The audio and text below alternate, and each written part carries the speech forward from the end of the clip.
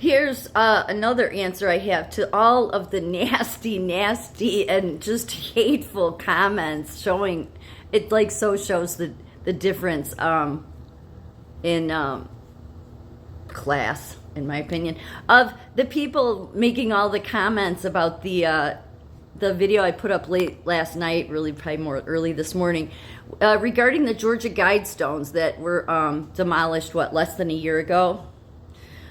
For those that don't know, the Georgia Guidestones were basically Satan's 10 Commandments. I saw some comments that said they were beautiful. Yeah, they were beautiful. The first commandment or guidestone was that there has to be no more than 500 billion people on the earth, along those lines. Very cryptic, and the history behind them is cryptic because nobody knows who paid the money to have them put there. It's an anonymous name, obviously some elite, put there in the 80s and have been there ever since.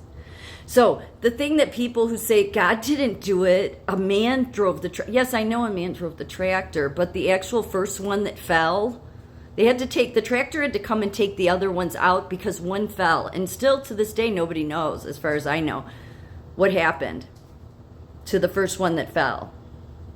So, I've seen so many. I saw a comment so horrible that they said Jesus was a pedophile. So you could see who these people are.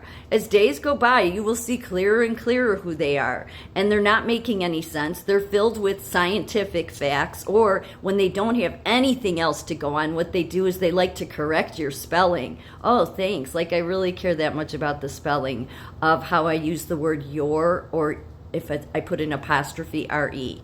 But that's what they'll do. That's what they'll do because they have nothing to come back on. They don't. So they just get hateful and nasty and try to get critical because they have to somehow make themselves smarter than you. But really they're not, because they can't see the truth here. And the fact is, those stones had been up since the 80s. They've been there since the 80s. They're in a bunch of different languages. And yes, they only want the earth to be populated under 500 million, 500 billion, something like that.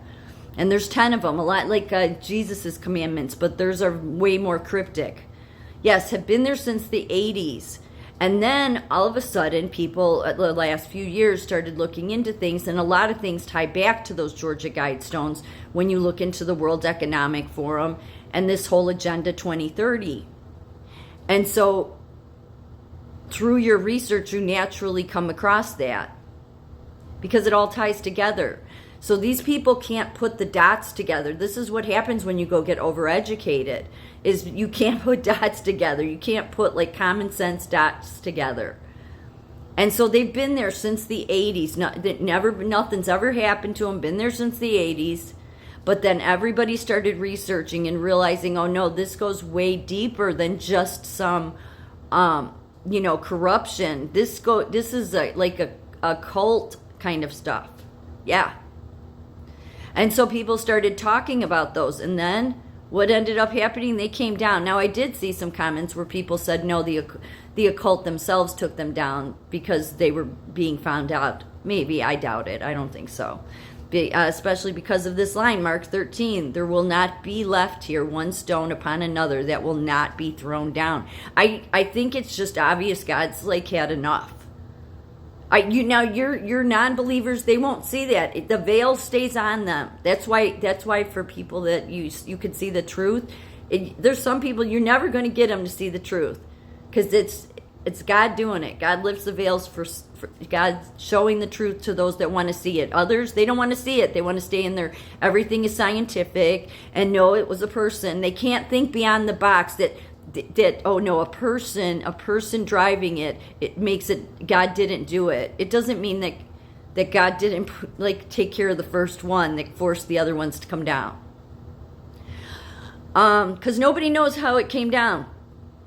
And regardless, it ties into everything people have been researching. So it's just an obvious thing, but obviously not to some people. Then I saw one comment that was the King James Bible that was written by King James. Okay, so this is someone that's foolish too, because they're not going to have an understanding that, first of all, they've never read the Bible. Now, they'll say they have, because I think many of these people have no problem lying. But that said, nobody could write it. You have to read it to realize that. To realize, I mean, you know, you don't even have to read it from beginning to end. Just pick up any page and just, you can tell no man wrote it, especially given the fact that it's the repeating story no matter what time in history, and that every verse like overlaps into something else. It's amazing that way. There's no writer, I don't care how good, that could write the Bible. It would be impossible. But your people that do follow the occult would say something like that. Your people that are overeducated would say something like that, and your people that are just hateful would say stuff like that. So, I think God lets you know exactly. I mean, if you read the Bible, it's all in there. So, those went in complete opposition of God's 10 commandments. So, you know, eventually, they were going to be thrown down. And I think even before it happened, there's a bunch of people that realized God was at work, even not just in the Georgia Guidestone cases, but in many other ways. So if you can't see and you want to see, then pray to God and start talking to him and ask him to shine the light for you to see.